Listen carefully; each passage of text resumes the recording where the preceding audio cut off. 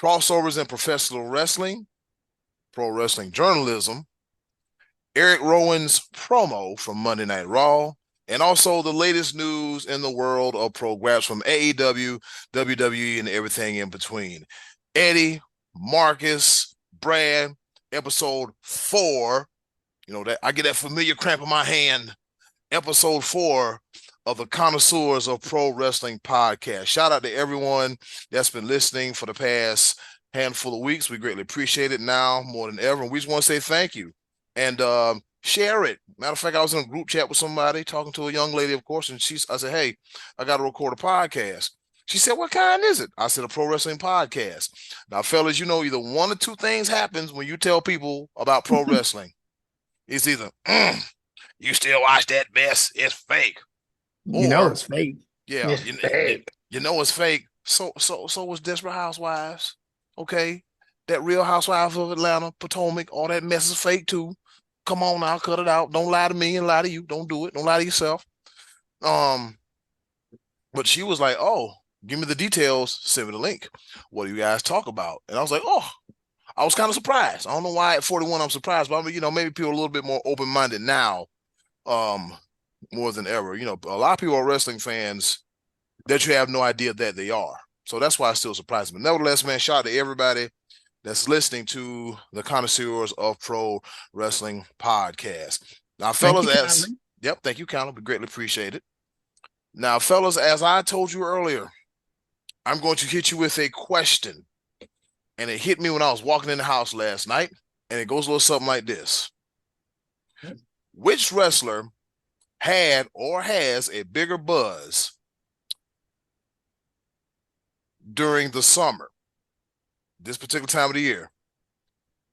2023 LA Knight or Yeah. 2024 Joe Hendry? Ooh. Yeah. Ooh. Mm-hmm. That's a good one. Ooh, that is a Mm-hmm. really great question, sir. Mm-hmm. Hmm. Oh, ho, ho, ho. Yeah. The inspiration behind that question, I was I usually don't work Tuesday nights, but I picked up a shift on Tuesday night, and I saw that Joe Hendry made a few appearances. And I was like, damn, even though he in NXT, man, he the hottest thing going on in the company right now overall. And then I thought about LA Knight, and I was like, these two pals are parallel. And then the wrestling god said, Eddie, write down that question. This is one question you don't want to forget. So that's where the inspiration came from. No matter who goes first, what y'all think? Who had the hottest buzz during the summer? 2023 LA Knight or 2024 Joe Hendry? I guess I'll jump in then, Mm-hmm. since AD doesn't really partake in the Stanford Entertainment company. I don't. Um, that's a tough one, man. That's Mm-hmm. really tough because yeah, LA Knight was white hot last year.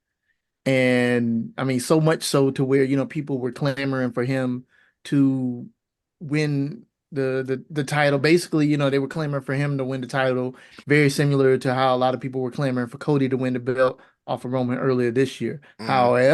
However, I will say that Joe Hendry's success and his overness, if that's what you want to call it, is transcending promotions here. And granted, yes, I do know, I get it. WWE and TNA they're in cahoots with one another right now. They are doing a lot of cross promotional stuff, which is I think is amazing. Being a Mm-hmm. longtime TNA fan, and of course, just by proxy a WWE fan too. But we're seeing Joe Hendry signs on SmackDown and Raw in addition to NXT, where he is showing up. And of course, he's white hot already in TNA, and I wouldn't be surprised if he enters a program with Moose here pretty soon for the world title there.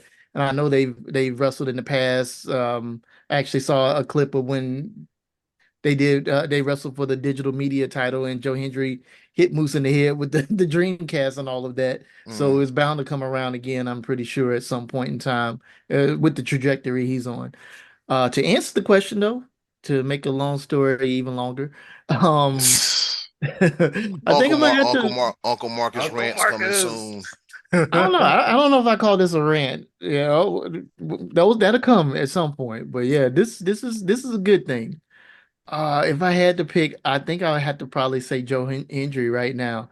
Maybe it's recency bias, but LA Knight was his hotness was pretty much just contained within the walls of WWE, whereas Joe Hendry, he's hot in two promotions as well as the entire wrestling landscape right now. I mean, I'm seeing stuff from his old WCCW days, not WCCW, but whatever the promotion was back home in Scotland where he wrestled with Rev Pro and all his old stuff starting to come to light a little bit more now that he is on the up and up. So I got to go with the man whose name that we can say and he appears. I'm just hoping he don't come busting through my apartment. I'm like, oh hell, we have a appearance. I can't pay you for it, bro, but it's great promotion though. Yeah, my patio door is like over here to the right of me, and if he just pops in and stuff, I'd be freaked out for another reason. Like, hey, bro, hold up now. Yeah, but, I'm gonna have to call the landlord. Hey, I got a Scottish white dude just fell through my window. I don't know what the hell's going on here. You start singing a song and looking real funny. Somebody come get him quick. I feel threatened. Say his name and he appears. I believe in Joe Eddie Hendry. Cool. Boom, boom. Yeah. Had to make sure we got that in there. And yeah, I gotta say, I gotta give it to Joe Hendry as well. Because even though LA Knight, the only time I ever really saw anything with LA Knight was the Mountain Dew Pitch Black thing at the Rumble. Was that in 2023? Yeah, that was last year. Yeah, it was last year. So yeah, so that's the only thing I saw because Bray. That's the only thing I really saw him. I heard about the buzz and all that, and I was like, everybody's like, LA Knight, yeah, all over the place, right? But Joe Hendry, not only has he transcended TNA, NXT, the internet, iTunes, memery, he's just all over the place. There's people who don't even watch wrestling on a regular basis, and they're like, who's that white dude, the blue silk shirt? And I was like, say his name, and he appears. Yeah, so it's true. Yeah, so he's transcending everything else just because of how he is, and y'all know Joe Hendry's been on the grind for forever. Doing the parodies, like you mentioned, like when he was in ICW. Yeah, ICW. Yeah, and his theme song has been the same for a long time. It's just his video was kind of like corny. He didn't have like the production value was different in comparison to how it is now. Yeah, he didn't look like he was having as much fun in the original versus the one we see now. Yeah, exactly. And not to mention too, speaking of his song, his song like charted over there in the UK. Charted. LA Knight don't have a song to chart. Yeah, it charted. Because if I go to my Apple Music right now and I type in just Apple Music JOE and start with an H, the first thing that pops up is Joe Hendry. Like, I'm going to have to say that LA, as much as I loved you as Eli. I couldn't stand you as Max Dupree because it made absolutely no sense.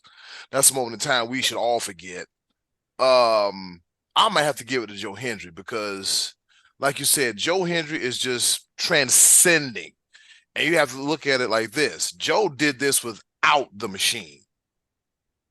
You see what I'm saying? He did this without the WWE massive global machine.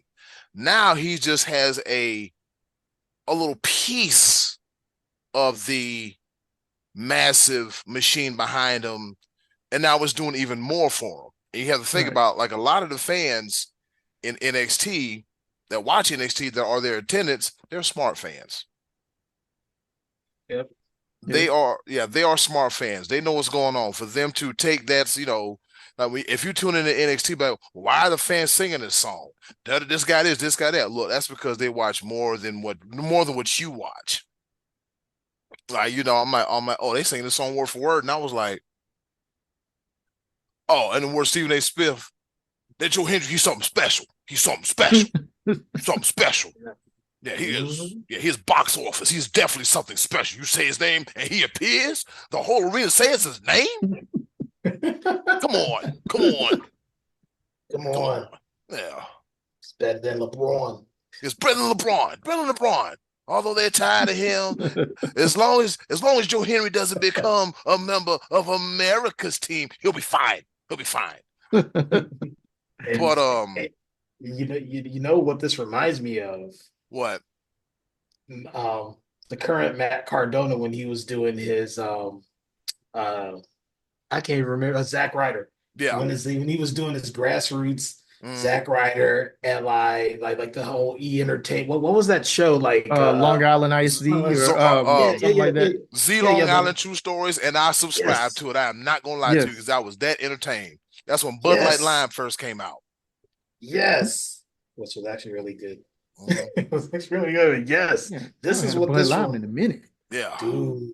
Man, and it's crazy because this is what this reminds me of, just the organic build up for it. And even though he could have had the backing of the machine, he didn't really use it. He didn't really want to because he didn't want them to, put their McMahon hands on it and take it over, which was smart because now he's always ready.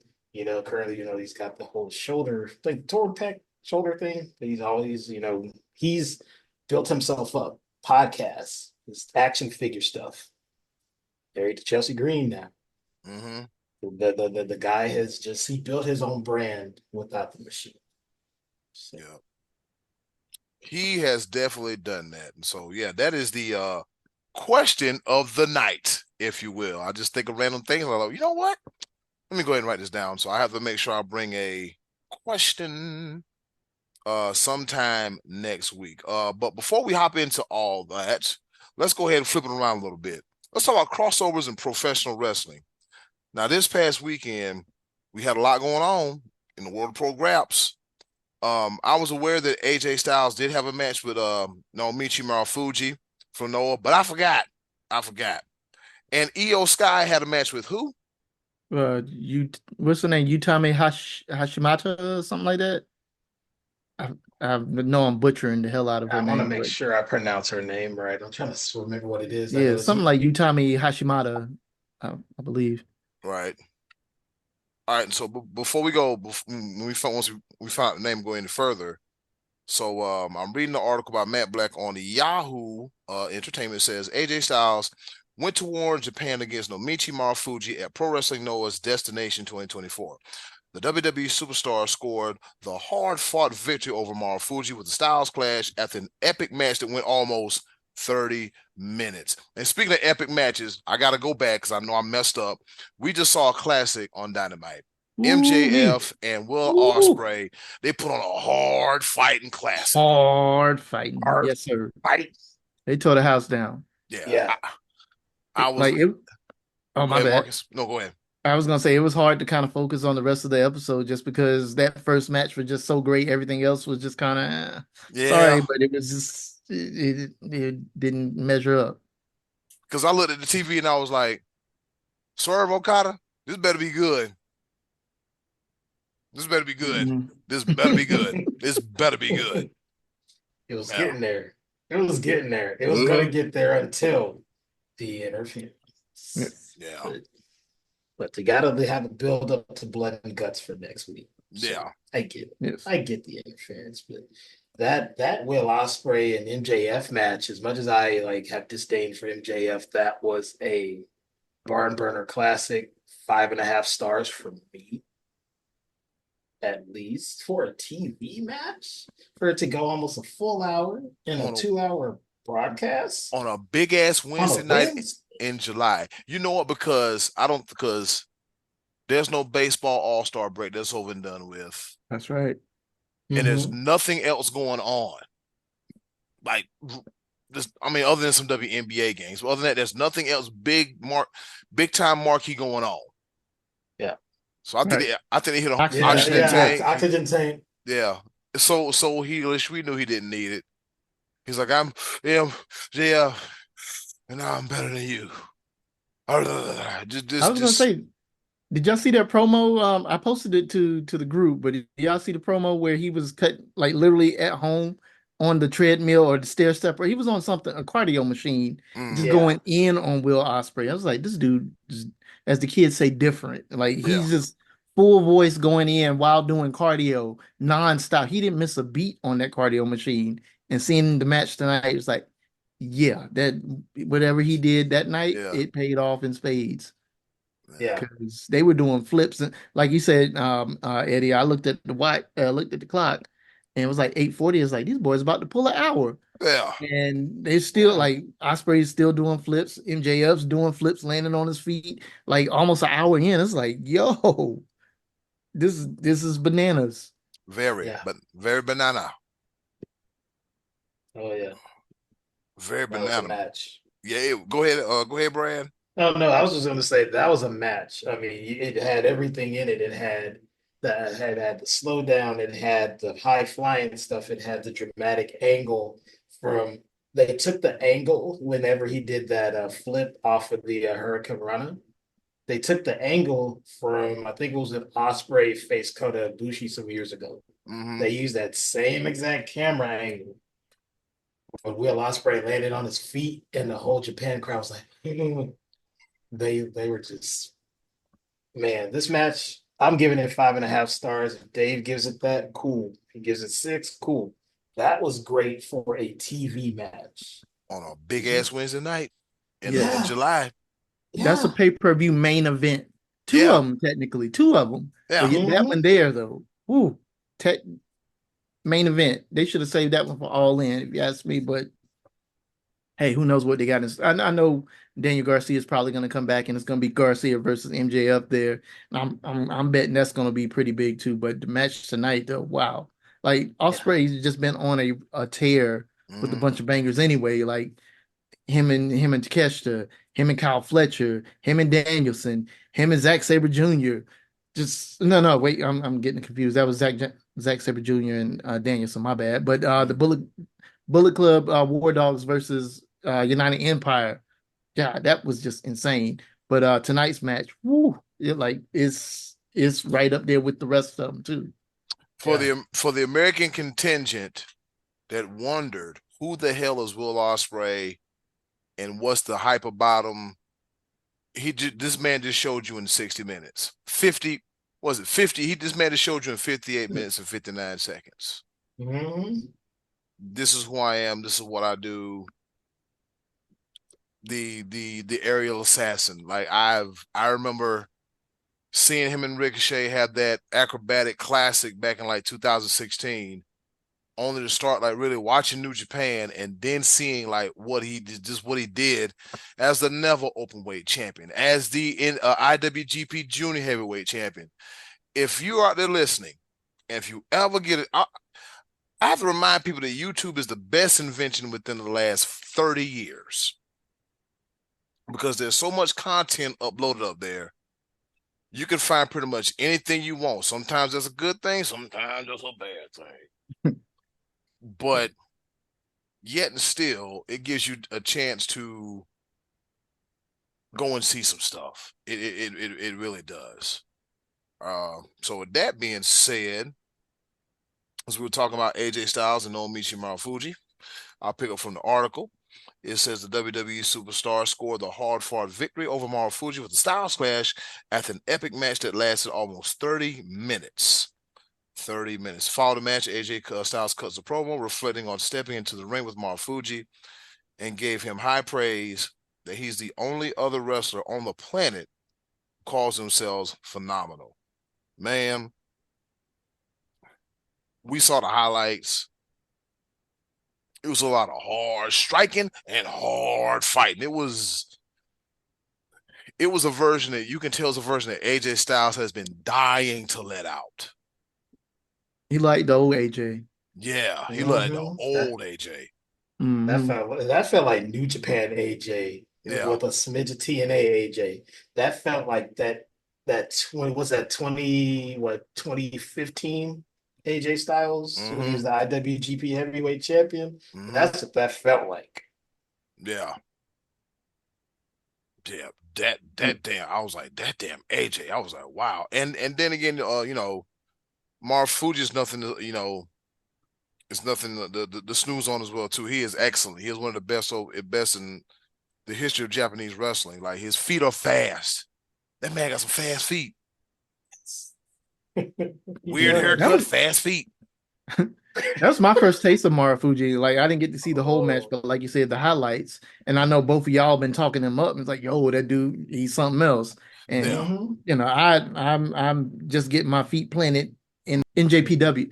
So, I'm still learning them, but then come to find out Marufuji is in another promotion over there. I know All Japan's a thing, and from what I understand, All Japan they're great. DDT Pros over there, they're great. Mm. I've known about Pro Wrestling Noah and Dragon Gate and all the other places, but yeah, I'm not even familiar with Marufuji like that yet. But just a little bit I saw, I want to see more of it. So I'll probably be checking him out a little bit more in the coming days to weeks or however long. So, but yeah, it was looking good.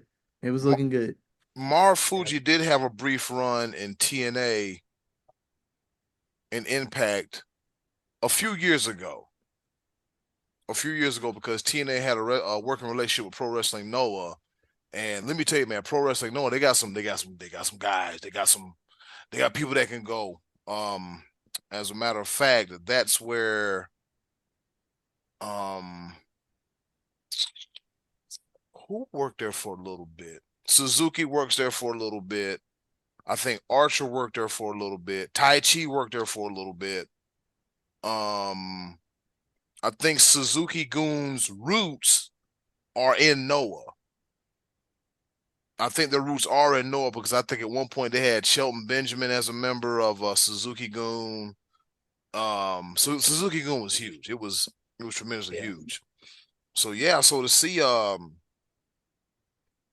these guys and gals like, look, okay, well, you want to go to Japan and wrestle a dream match real quick? Go right ahead. I think now we'll see more dream matches because I guess they're like, like, okay, let's go ahead and get this money and let's go ahead and see what we can do.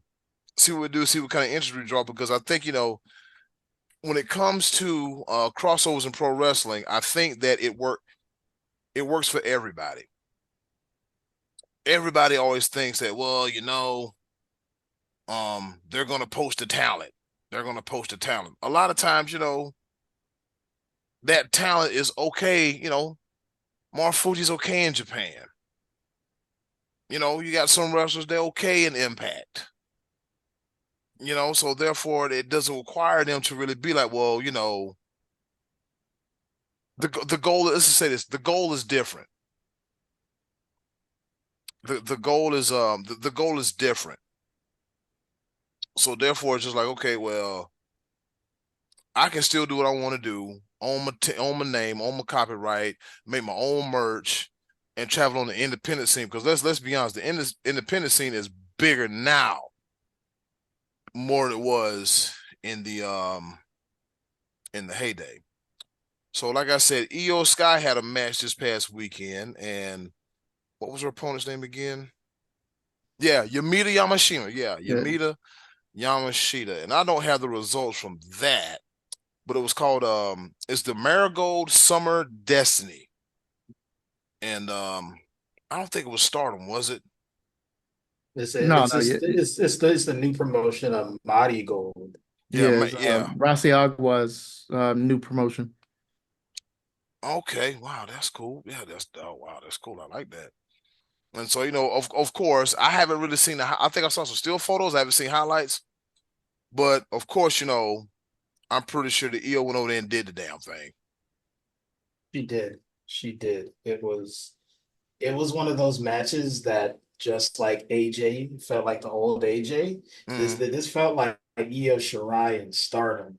yeah. And if you guys know anything about Io Shirai and Stardom, Mm, girls doing some hard fighting out there. Her and Utami, I think it's Hayashishita. Sorry, I totally butchered her name.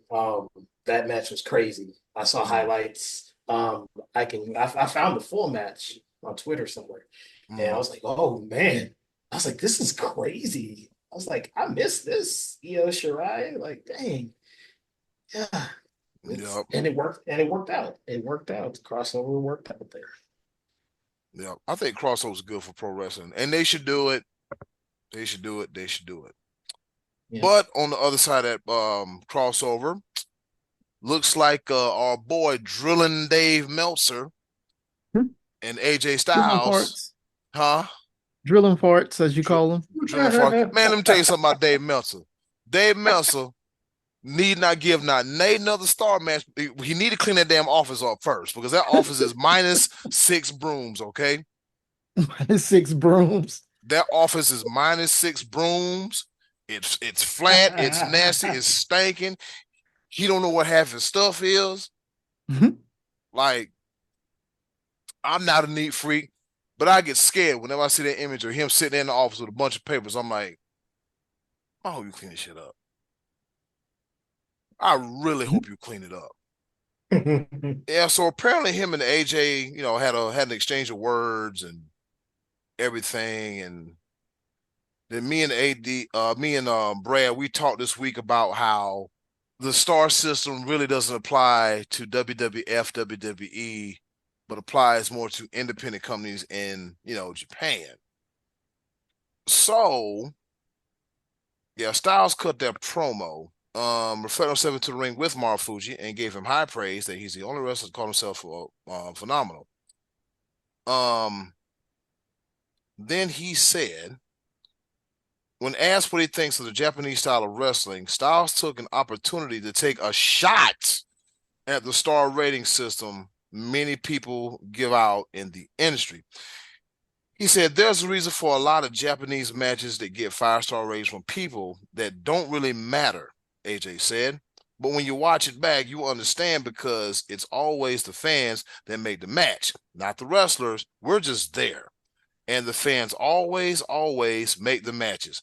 The Japanese fans are one, if not the best in the world. If you want to experience what it's like to be respected as a professional wrestler, come to Japan. They understand what it takes to get where we're at, and I have nothing but appreciation for the fans. His news, his journalism, so to speak, has been kind of just like we think of. I'm not gonna lie to you. I recently stopped subscribing to Sportskeeda Wrestling Yeah, they're a mess. because I do not. I don't like the way they tease their articles. 38-year-old AEW superstar says he'll have one more, and I'm like, I'm not intrigued by that. I'm pushed away from that. Or former 3-time WWE Tag Team Champions make their return to a Collision, and it's like, this is a little misleading because we don't know who it is. For me, when it comes to Sportskeeda, man, it's all about the wording. The wording, I don't like it. The writing is but like the hook, if you will, I'm definitely not a fan of it. I don't like it. It's just Yeah, like they do it for clicks and likes and Mhm. generating traffic. Yep. That's all they do it for. That's all they do it for between them and a website I shall not name because they deserve nothing in this world. Hmm. They do the same exact thing. They do the same exact thing, and y'all can probably guess which one it is. Um, those guys just yeah, them too. Them yeah. too. Forget Oh wait, a forget. different one? Oh, this is a totally different one. Oh, Yeah, yeah. this is a I was thinking I'll, what I, Eddie was signaling. yeah, signaling. yeah. At the Four four tree three four four. tree four. There, it's just At the Oh, 434. Forget the it's 434. yeah. It's a lot of them. They give like they just give bad hot takes. But Dave Meltzer, I found, and Dave Meltzer said, um, I guess what AJ said made no sense. AJ was trying to knock me. It made no sense what he was saying, but he tried. His thing was, oh, this guy gives 5-star matches to the stuff in Japan, and it doesn't matter, and no one cares. But when you watch the matches, it's like there's a reason that they're better in Japan, and it's like, huh? He said he was basically saying that the fans, because of what they like, make the match better. What y'all think about this match between Dave Meltzer and AJ Styles? Man, it's crazy because this isn't the first time that Dave Meltzer has had criticism from a WWE superstar, John Cena, being one of them saying the same exact thing that AJ said pretty much. And, it's about the fans, it's about this, it's about that. Mm. This beef, it feels a little ridiculous. I know, like, like Dave said, AJ is trying to knock me. It made no sense to what he was saying, but he tried. His thing was, oh, this guy gives 5-star matches to the stuff in Japan, and it doesn't matter. Nobody cares. But when you watch the matches, it's like there's a reason that they're better here in Japan. And it's like, huh? He was basically saying the fans, because of what they like, they make a match better. And having these two beef about this, I mean, it's his ratings. Like this has been his baby since the 80s. Mm. This is his thing. This is his system. So of course he's going to defend it the best way he can. But at the same time, when I was doing research earlier this week, the WWE has only had, out of the whole time the Wrestling Observer's been around, they've only had 19 5-star or greater matches in the company's existence, and they've been around, what, 40 something years? Almost 50. Well, WWE? Almost 50. Yeah, or WWF, WWE. Yeah, they've only Shit, been, then there's 60 years, I damn think. near 60. Yeah, Damn. it's been a while. Okay. But Yeah. yeah, but I guess since, like, I guess the McMahon era, like the Vince McMahon Jr. era, 19 5-star matches where they had, even in the 2000s, they had 0 5-star matches. Zero. But that list was a very short list anyway. Yeah. So there wasn't much good wrestling apparently at that time. But I I think it's a weird beef. For me personally, the way I would rate a match like 5 stars, it's like, okay, the build up, the end, like the beginning of the match, the middle, the end, where it ends up, what happens, all the stuff that happens during it, that it just builds. Because if it's that good of a match and it's going to get 5 stars, cool, give it that. But I don't want AJ to sit here and say, oh, it's all about the fans and us. It's about the people in that ring, the people who help make the match, and the fans too. That's how I would build that system. Yeah, you're right about that. Marcus, when we come back from break, we're going to get your thoughts on this, and then we're going to move right along on the 4th episode here of the Connoisseurs of Pro Wrestling podcast. Stick stay, don't you dare go away. We'll be right back. It's like one of those bad radio DJs. We'll be back, y'all. We'll be right back. Back at you on the other side of the Connoisseurs of Pro Wrestling podcast. So glad you was able to stick stay and you didn't go away.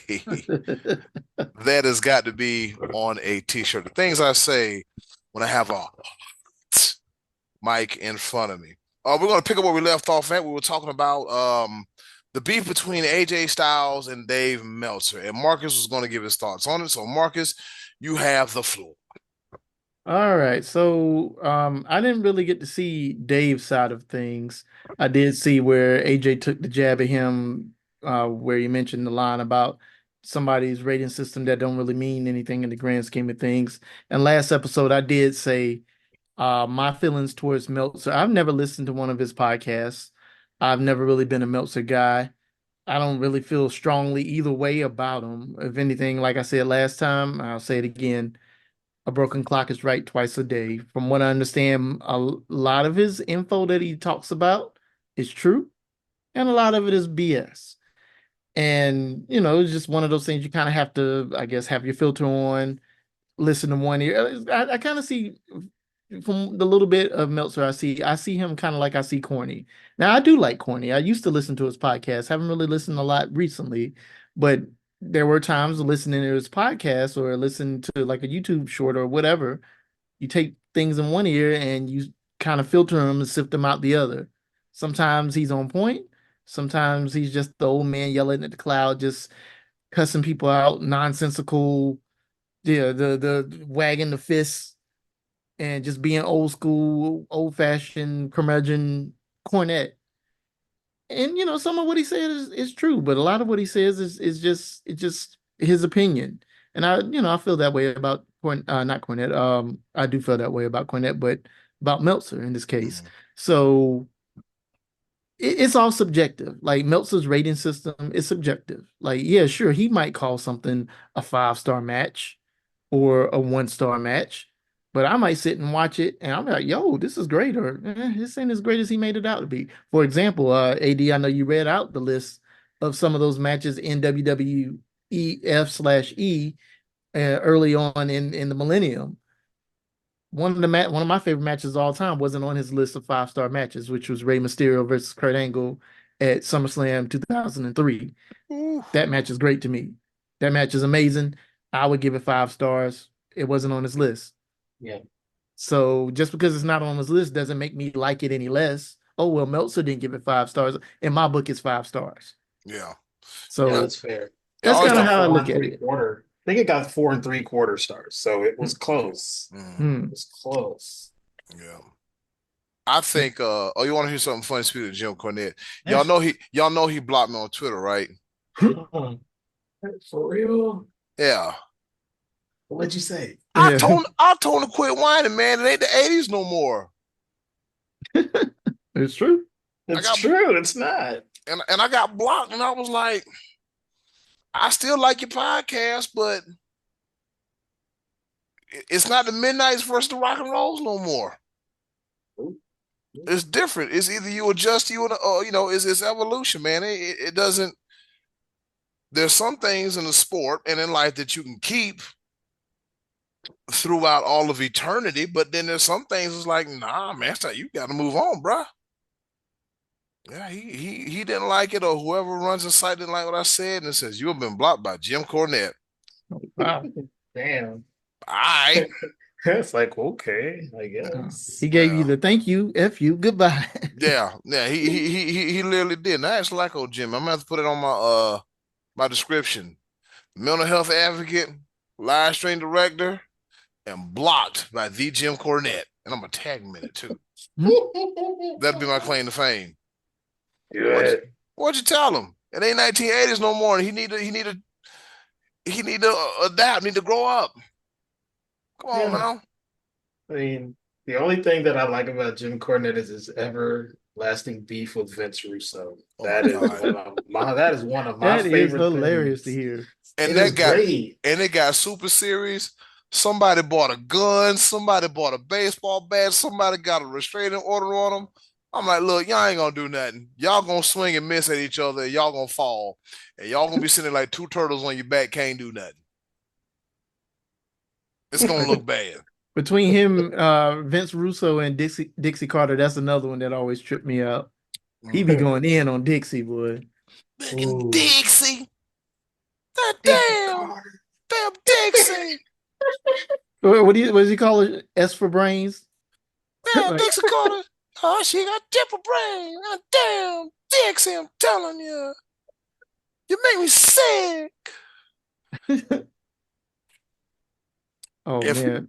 Jim Courtney, I like him though. I mean, you know, even though he made that little off-ass comment in NWA about some black African eating chicken, but you know, Yeah, I thought they got blown out of proportion. It wasn't that bad. it's all about how you know, we live in an era where everything is under a microscope and overanalyzed. Hmm. Say Mhm. if we put something out here from the podcast, like if I put something out about, you know, the conversation we just had about Joe Hendry and LA Knight.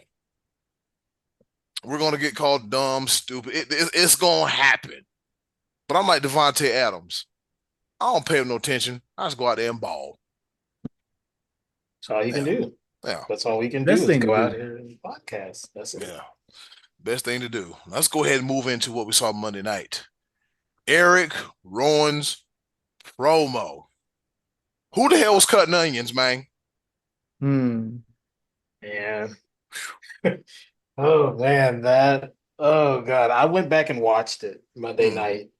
I was bawling because I was like, the audience doesn't know I'm a huge fan of the Wyatt family. Had the opportunity to meet Bray not once but twice. Um, Fantastic. Just overall, the whole Wyatt family lore, the mystique, everything about them, I loved it. mm, And for him to cut the promo that he cut, and the way he described that he's like, I had a brother, basically everything was fine, and then I didn't have. And then everything was okay after that. and then I lost another brother. Whew. And for him to break, man, once he said I lost the other brother, I was like, that's it for me, buddy. Yeah. Mm. And it was just well done. It was shot well. You saw the rawness of his emotion in Hmm. his face. You saw that, and you saw the little cuts of the rabbit deal and did they show Brody's wolf skull at any point? Because I know I was watching it, I was like crying, so couldn't really see all of it, but I don't um remember. I don't remember seeing it. Yeah. yeah, okay. Yeah. For those who are still learning about the Wyatt Six, there's a lot of touches and memorials to Brody and Bray Wyatt in his costume. So it's just all the memories of the family mixed in there. He's got his Bludgeon Brothers wolf skull, and he has the Wyatt family lantern like somewhere on the back Mm. of his outfit. So he always has his family by. But when he said that, he wanted to be in that well and he didn't want to get pulled out, Oof. that did it for me. When Mm. he, when they all came to the ring later on that night to beat Chad Gable last, they're gonna beat the brakes off him. Um, I noticed that they were paying homage to Brody Lee because one of them was the Bludgeon Brothers hammer. Yeah. And I was Yeah. because I was like, that's a Bludgeon Brothers hammer. And I was like, oh boy, oh God. It's just it's a lot. It's when I say they're doing a good job at pulling at the damn heartstrings, they're doing it. They Mhm. between that promo and Bo Dallas promo, there's like, look, they're probably sitting there telling about, look, we not gonna damn produce you through this too much because you got to think when Bray and Brody passed away, we never heard what the Wyatt family in totality had to say about it. Yeah. So now with Bo saying what he said, and now with Eric saying what he said, now I just got to find the other connection to that, and then it's just it's like, and you can't even be mad at them. Let's think about it. You can't even be you you can't hate, man. It's like each week they do something. You just want to watch this shit unfold. What Right. is Yeah, going to happen next? What are they going to do? Right. exactly. I mean, Yeah.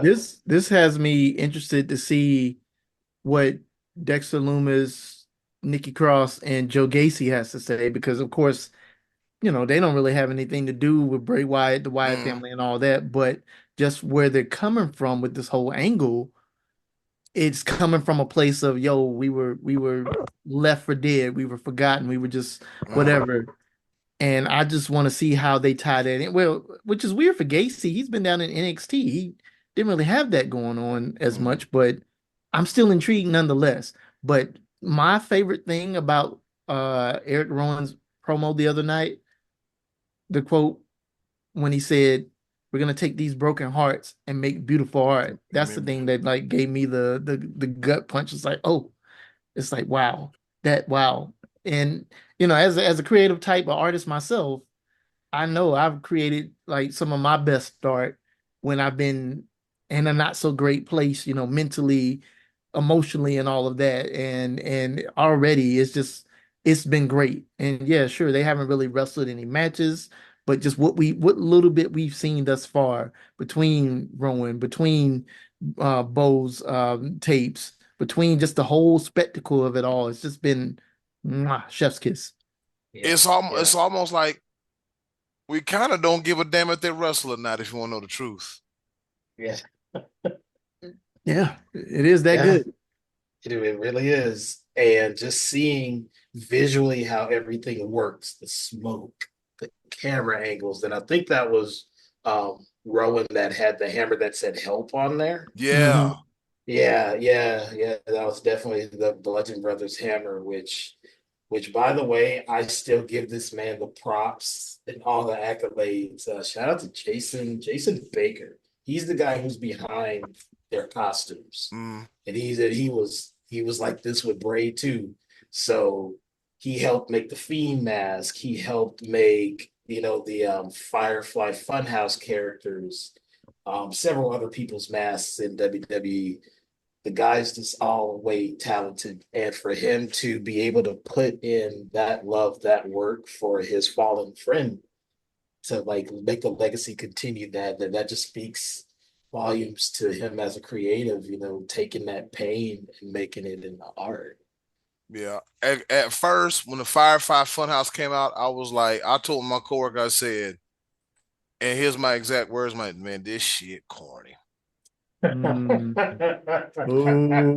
Oh, I said, this shit, I don't like it. This is corny. Like, I was already, I was never like,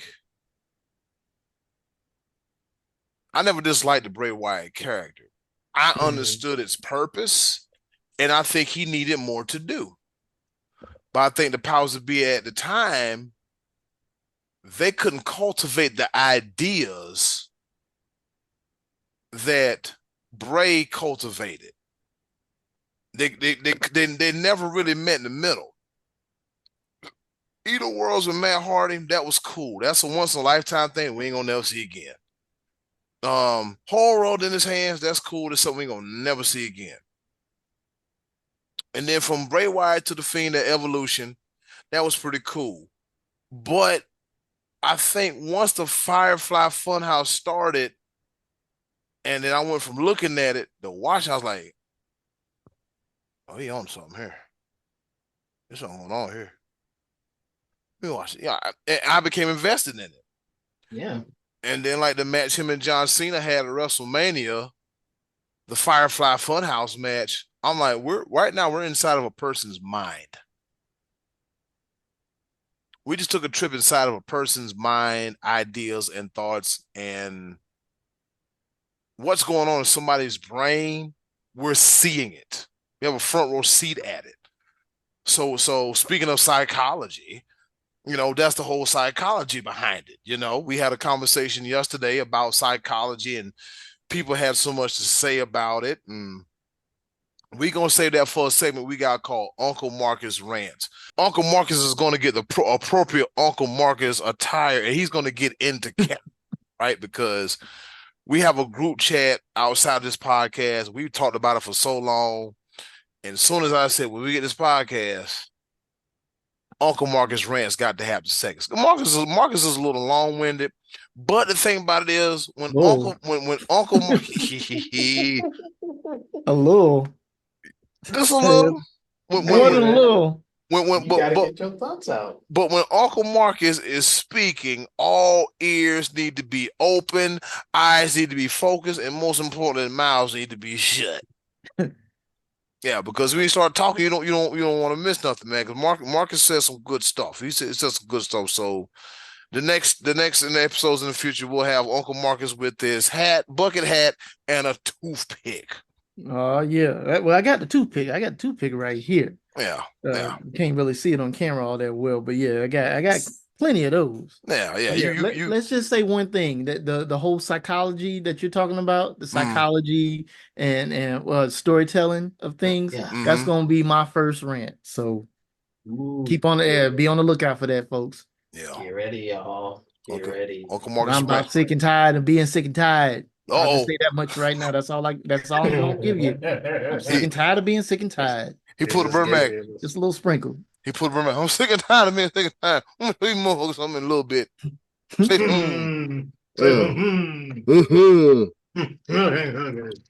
Yep. Meanwhile, Stephanie Vacour made her debut. I think there's no longer no 90-day compete clauses. I think the was it something in the government was like, look, no more 90-day clauses, no more. That's over and done with. Good, thank God. It's a government move. Good, yeah, because it's just Yeah. That's stupid.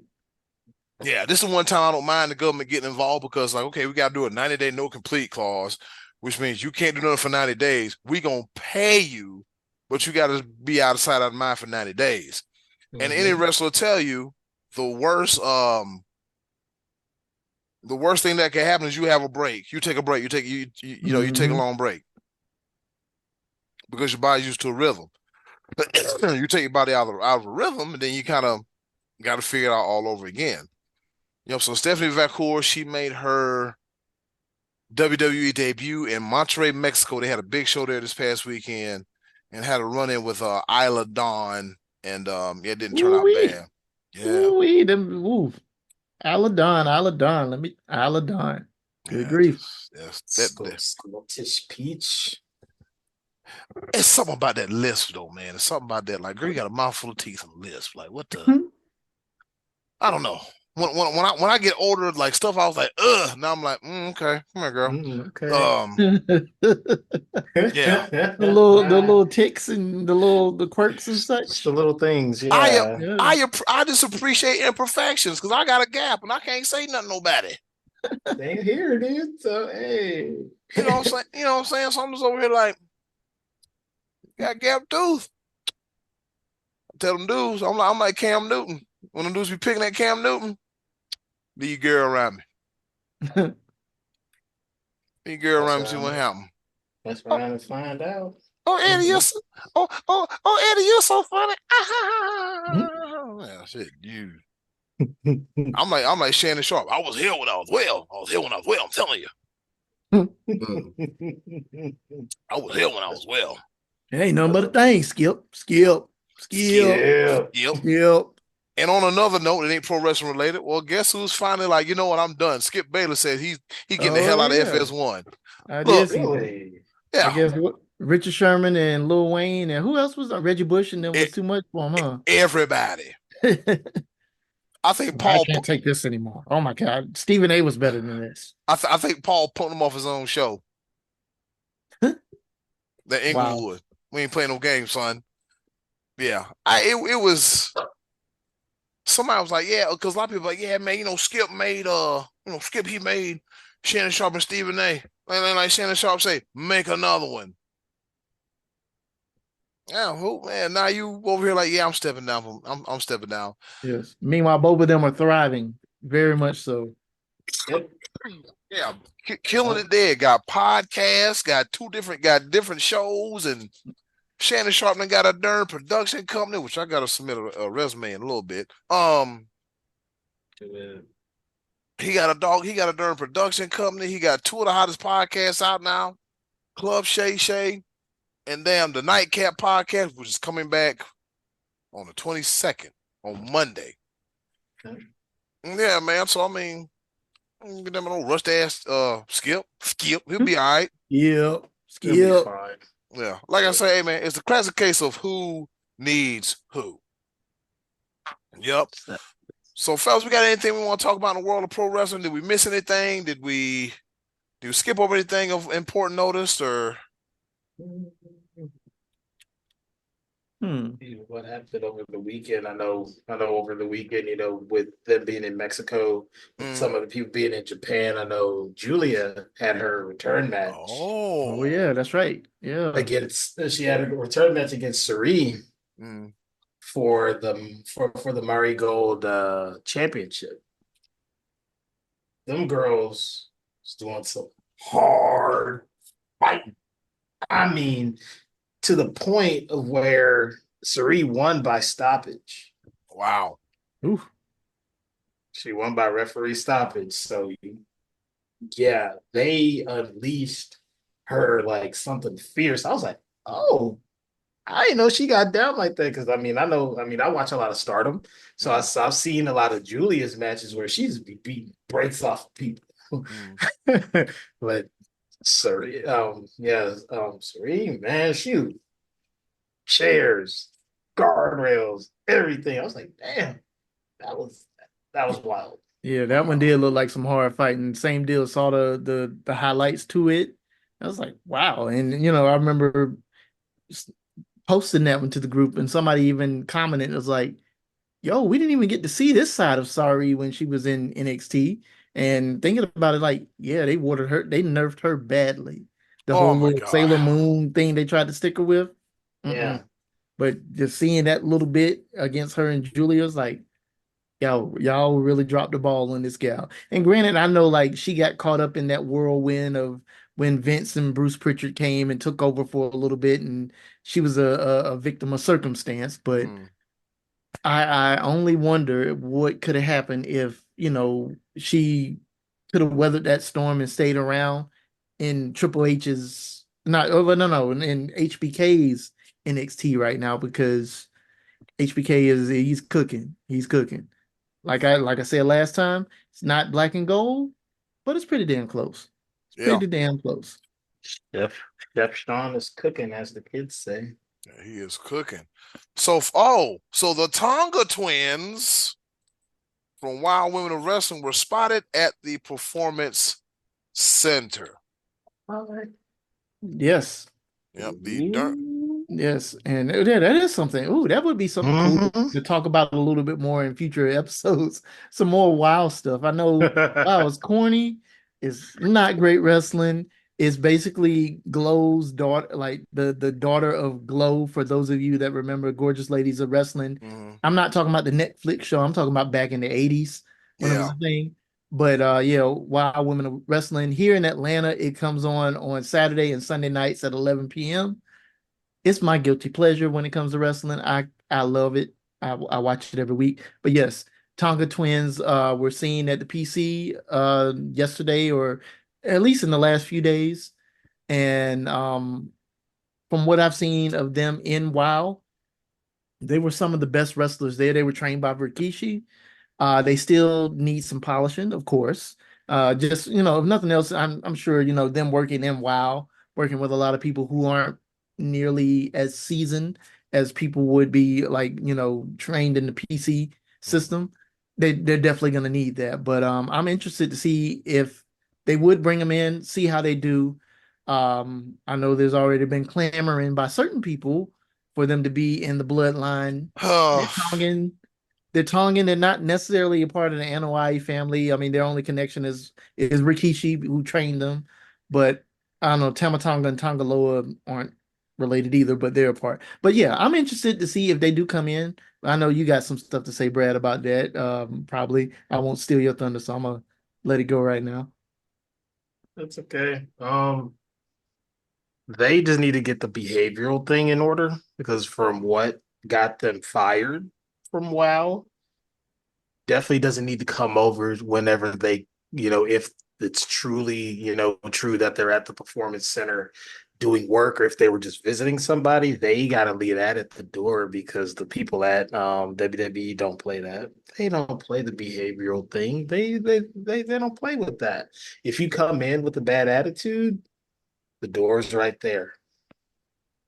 They gonna send you packing, and that's it for you. It's done. So, from what I've seen from them in WoW, like you said, they were some of the best wrestlers there, but they definitely need that polish because, given that that ring is a smaller ring and they are not small people, Yeah, those some big girls, some big island they're girls. Yeah. they're tall. They're Yeah, very tall. So if they were to make it on that stage, they're gonna stand out. There's almost gonna be like when name is blanking me. Jimmy Snuka's daughter. Tamina. Tamina. Tamina, Yes. thank you. Thank you. Like when she showed up with the Usos, she stood out. I was like, oh man, Tamina, look at you, like, doing the splash with the Usos. I was like, that's crazy. If they could stand out in that sort of manner and take over, say, the tag team division, if they actually decide to pay attention to the tag team division, then they could be a force. But at this point, who knows? Maybe they're just visiting, something like that.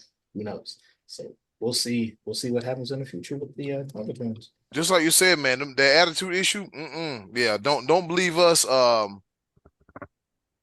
Look up Shawn Michaels and Marty Jannetty got fired their second night in the company or something like that. Yep. Yeah, look that up. Yeah, this we don't play dates back to all the way. Yeah, they'll tolerate. Yeah. I mean, they are what they are, but they'll tolerate for so much. Like, look, we trying to give you this opportunity, and you won't go ahead and f it up. Yeah, just like you said, Brad. They got to take care of those behaviorals, man. They got to take care of those doggone behaviorals because man, it's no good. I mean, look what happened to Mr. Kennedy. They got him out of there quick. Yeah. Quick. Leave that Man. ego at the door. I don't care who trained you. And yeah, that might have worked in WoW, but here at WWE. I mean, you walking in there with people like Matt Bloom, with people like Sarah Amato, with HBK. I mean, Braun Breaker is still there. His daddy and his uncle are the famous Steiner brothers. Yeah. You got tons of just high cotton all around, and you coming in. Well, I was trained by okay, so what? Rikishi's sons are all in on the main roster right now. Where you trying to be, and you're gonna have to get that in check before you come up in here thinking you can run stuff just because you were trained by Rikishi. Exactly. Yeah. I still think Ken Kennedy got a raw deal, but that's another story for another time. I do too, actually. Yeah, I still think he got a raw deal. It's like, I mean, it's a whole story that I have from the archives after like hanging out with that dude for like 3 days. He's one of the coolest people that I've ever encountered, like in my early stages of going to WrestleMania. It's like he's one of the coolest people I've ever met. I think it's that and injuries. That was the main thing. Injuries never did him any favors. Like they say, the best ability is availability. That's right. Yeah. And him not being available, which kind of ruined his push, because I know y'all remember he did one of those Behind Enemy Lines movies when they were doing the direct to DVD movies. That movie, they didn't tell him this, but that movie was the #1 selling DVD at that point in time when that got released. Nobody told him. No one told him a thing. And he's sitting there telling me and my friend the same story. He's like, remember that Behind the Enemy Lines movie? I was like, yeah, that was pretty good, dude. You did great in that movie. He's like, thanks. You know that movie sold a lot, right? I was like, no. And then he started breaking down the numbers, and I was like, bruh, you got to be kidding me. He's like, nope. And nobody ever said a thing. I never got a vignette about it. I never got this about it. But yet they were showing the Marine all the damn time. And I was like, oops. Yeah, those Marine movies weren't that great. Explosions. The best thing about the first Marine was Robert Patrick. Yeah. I saw one with the Miz, and he was like a paramedic, and he was stuck in like this garage or whatever. Yeah, it wasn't great. I watched it, but it wasn't great. It sucked. You might call a spade, brother. Hey, it might be on Tubi right beside Sloppy Seconds. Oh damn! No. Get naked. Stay naked. Stay in the shower. Stay naked. What am I gonna do in the shower, bro? Like, what do you mean? I'm not gonna jump shoot in the shower. Stay naked. Yeah, I was like, what in the world? If y'all listen, go to Tubi and watch Sloppy Seconds, and you'll thank us for it. You'll thank us for it. It's craptacular, y'all. My god! It's just been. That's like the best thing I've seen this year between that and that girl falling off that top rope. Women Extreme Wrestling. Yeah. She ain't jump. She ain't jump. She did like the old school Harley race. Just free fall. Yeah, this free fall. Like, man, what in the hell is going on here? Yeah. And with that being said, we get a little stir crazy, but it's all good though. It's been another episode of the Connoisseurs of Pro Wrestling podcast.